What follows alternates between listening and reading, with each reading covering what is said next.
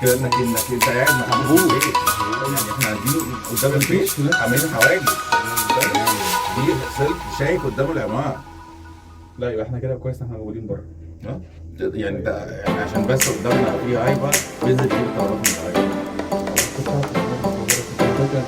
كان بيقول البنك بس هو بيسألوه السكة وهي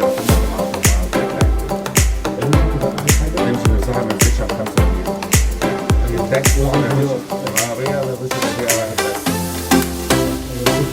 الموضوع ساعتها هو كان زيرو. ده وصل بس طبعا عليه. هم يعني وصلوا بعيد ما هم 5 كيلو.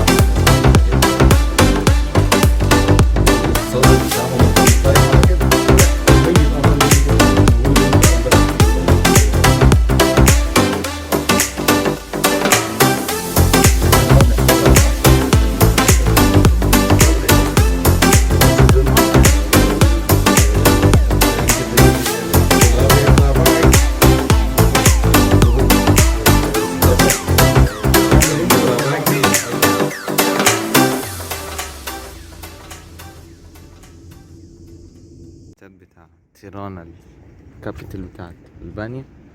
استاد بيروح يلعبوا فيه الكورة. استاد بقى يعني كل بيلاعب بقى البانيا بيجوا هنا.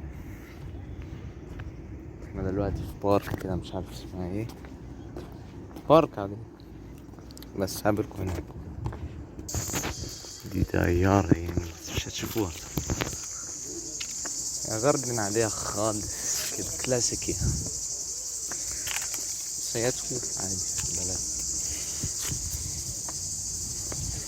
ده مجمع التحرير. This is the biggest, how to say, achievement of Albanians. It's not that free. It's not that free that you can come and nothing happens to you, but at least this is our right. Freedom of speech. We lacked freedom of speech for 45 years in this country. There were people who were jailed during communist times because they just drank something and said something bad about the government or anything. So they suffered a lot and their families suffered a lot just for one word while they were drunk. Yes, we see this. We are not drunk usually, but we get jailed as well. Yeah, okay. يا جماعة عايزين نروح البلد. هو قاعد في البلد. ونستقل بعدين The bunker is always called it a bunker. Yes, if you paid attention, well, where did you go? Did we go to the island where there was Yes. these rooms across the beach. If you paid attention, they are everywhere. Not just in that island, which was a military settlement, but they are everywhere around Albania. So why?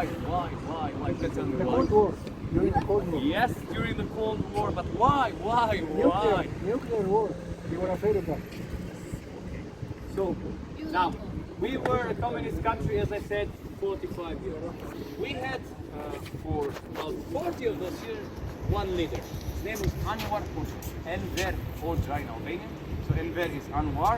Hoxha, to explain the day, means Imam. Imam? Yes, Imam. Yes. Imam, Spiritual exactly. leader. Yes, his uncle and his grandfather, they were both imams, but he is the person who made Albania the sole country, atheist country in the world. And ironically, his uncle and his grandfather, they were both preachers of Islam. But his hysteria didn't stop there with, creating an atheist country which was only, how to say, obedient to the government or to the party or to the ideals of communism. But the hysteria reached so far that he completely isolated the country in every possible sense. But it didn't stop there. His hysteria went on to build the planned 700,000 of this one. 700,000 in a mini country. Why? For protection. Because we used to broadcast every day on TV this propaganda that we are heaven on earth and others are suffering.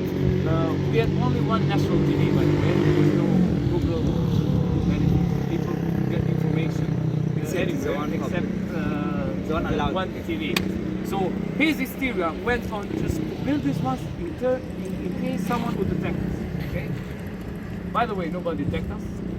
We attacked each other in 1997, but the dictator was long gone. So he planned 700,000, managed to build 170,000 everywhere. This is the most common one. It can fit up to 2 soldiers inside in case of a hypothetical invasion. But there are bigger ones. There are 2 very big ones here in Tirana. If you have free time one day, you can go visit them. One is at the footsteps of the mountain. That's by far the biggest one, about more than 200 rooms inside. And it is anti-nuclear bunker. It was created and built in case of some kind of war, so the leaders they could stay inside and they could see about they bankrupt the country. Okay? Because from the 70s, in 1974, we cut any kind of any country. We decided to become self-sufficient. Albania. Okay, did it function? No, we didn't, because 6 years later, people didn't have enough food. There was not enough of anything, to be honest. So it went on for another 10 years, and we changed. We became a different country. We suffered the transition period, and now we're still in a different country. So the cost of this one is just to build a house. You can build a house. So if we calculate the cost, and if we switch, instead of building bunkers, making highways, there will be highways in the villages. Infrastructure. Yes. Infrastructure. Yes. That's the issue. And, but okay, we can tell the personal story. My parents were very, very close. Just my parents, my grandmothers, fathers, uncles, aunties. We were very, very cool. They used to live because I was born in 1989 in a very small house. There were 15 people. So my aunties with kids, my father, and anyway. So my father had an idea to build a house. Because I come from a village, even though I lived in very different big cities, but I come from a village and I'm very, very proud. So my father and my mother, when they decided to build a house, they didn't have money. So they went up the mountain, and they don't come with this much iron. Sometimes they're just some roads. Yes. So they took the roads, put them on horses or donkeys, go down and build the foundation of our house. Yes. So that's probably what they serve for. So that's the only function that comes to my mind. To be used for building a house. Yes. And the foundations of my house now, alhamdulillah, we have three. But the first one that they built comes from this foundation. And they used to go there early morning in case someone saw them because it's illegal in here. It belongs to the state. Do you have any questions? Oh, wait. Berlin Wall. That's part of the Berlin Wall. Fell in 1989. This is the part of where my grandfather suffered because my grandfather was jailed. He was an enemy of the party, enemy of the state, in a prison called famous, very famous, like the Turkish house. Yeah?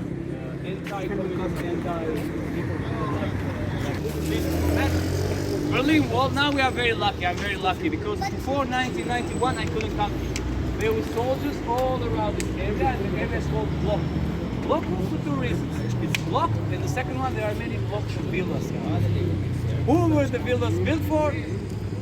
Leaders of the Communist Party, prominent figures, they used to live there, so the area was restricted. Nowadays it's open for everyone and it becomes like sort of a night club kind of destination.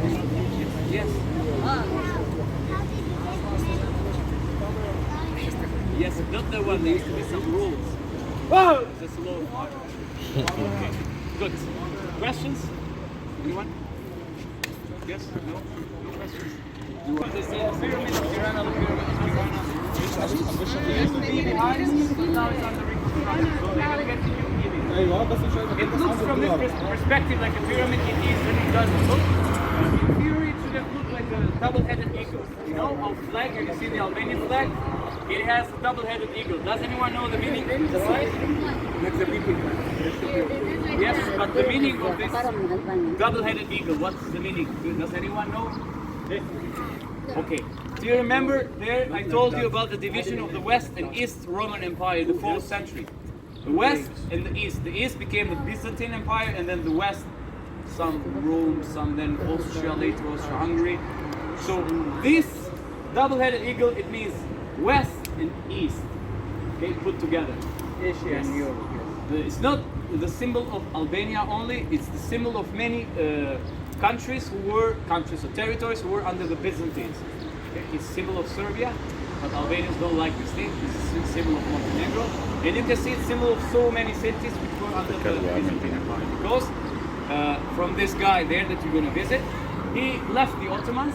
I will explain you the story, and then he became here sort of patriotic kind of thing, that this is a Byzantine land, this is a Christian land, this is not a Muslim area, la la la. So he made this flag for himself. We are still a Byzantine territory, and we don't want the Ottomans. We want our culture, we want our religion, which back in the days was Christian Orthodoxy. Okay, that's the symbol of the double-headed eagle. It's supposed to look red color. Red color. The Albanians are ready to give the blood. Hello? Moment in Albanian modern history. I will look at it. But this one is yes, the one is. The one because I'm related to community. Yes. I will show you what did we have in the center of the city. Okay, so this is. We had this in Standard Square. You know what happened. This was when the regime changed. See, these are all Bethesda students in 1991. See, they're trying to drag this the monument, the statue of this guy, not this one. It was much bigger one, and they will go down. So this is the most defining monument. The moment in Albanian modern history. So they're going to take it down. This thing was unimaginable just 2 years prior to this meeting. Really, people could not imagine how it gets that big. This is the another one. Yeah. This is his in 1991. He is very So yeah. Now some curious facts about these guys, because I like this one. Actually, this one I hate him. I like this one. He is the one who spread. Be careful. He is the one who spread the communist ideas in Russia. Not Stalin. He is the one. He was much better as an individual compared to Joseph Stalin. Joseph Stalin was just a rat, a spy, and a servile person who worked under him, of course. Then how he came to power. He lived in exile because he was against the Tsarism. Tsarism is like the monarchy they had in Russia. And he lived in Austria and used to write for a newspaper, so to spread these communist ideas. And everyone, we should be together. And everyone for... and Karl Marx. Yeah, Karl Marx. It was not his ideas, it was Karl Marx's ideas, but he took them literally and they spread it to the people. They loved it, because if you read communism, it's about equality, right? But Anwar Hoxha is same as my grandfather. But it's not the case. It has never been the case in any communist country. Those ideas, they never been applied in the way they are written. So because there are so many loopholes and so many people become so hungry for power. Okay? Now, he died very early, after the 20s, then this guy came into power. What we have seen from the Cold War and this Eastern Bloc and everything, it's his idea. He shaped the communist idea according to his stupid philosophy. By the way, he is one of the biggest mass murderers in the history of the world. He's killed over 22 million of his own people. And I'm not just talking about the Second World War. He sent them as gulags in Siberia, harsh conditions. He treated them in a inhumane way. His name is Joseph Stalin. Huh? Yes, even more than Adolf Hitler. And more than Genghis Khan, Yes. more than all Now of this. I admit I am evil. Whenever I read about the Second World War and whenever I read about Germany and the war and everything, I don't know why I take German side. I don't know why. It just feels like, but it's a sin. It's a sin. I know. It's a sin. I know. But let me tell you, most of the parties, they were not good. So the Russians were not good. The Germans were not good. And the Americans, of course, were not that good as we think and imagine nowadays. Okay? Yes. Now let me tell you something curious about. The idea of other Hitler is better for the world than now. Yes. He would Yes. like to make the world Yes. Correct. for one world for all the people. Now, some curious fact about this guy and then about Germany. He was born in Georgia, in a village called Gori. Remember, Georgia was part of the Soviet Union, but in Georgia they speak Russian with a very rough accent. So when he came into power, there's a well-accepted fact, he didn't talk to his people. In the radio or whatever TVs they had, he didn't talk to his people until the Germans attacked. He never gave message, only on newspapers. Why? Because the Russians would understand his accent. He didn't have a pure Russian accent because he was born in Georgia. The first time they hear his voice is when the Germans attacked. He had a deal with Hitler that Hitler was not going to attack Russia, and then he was not going to interfere in Poland, etc. Okay, these are deals made during the war. But Hitler became crazy and attacked Russia. I don't know why, because Russia is just 10% of the territory which is livable. The rest of Russia, Unlivable. Nobody lives there, and why would they need so fast? Anyway, he attacked. For 2 days, he was in his room. He didn't say anything to his generals. He didn't say anything to anyone. After 2 days, he got out and spread the message. It was the first time he talked in the radio. He prepared his people to go to war. He was so extreme that he sent them death, everyone, or survival. And he won the war. I don't know how, but he won the war. Actually, I know how. Winter. Yes, went like Skander the Great. It is the same. كده الفيديو بتاعنا خلص. لو عجبكم الفيديو ما تنسوش اللايك وسبسكرايب. وريتكم هو يعني معلم من البلد، هو بيشرح الديمقراطيين الاسكندر بتاعهم مات ازاي وكده. لو عجبكم الفيديو ما تنسوش اللايك والسبسكرايب والشير، ولو عايزين فكرة زي دي تتقدم في مصر قولوا لي وانا برد عليكم.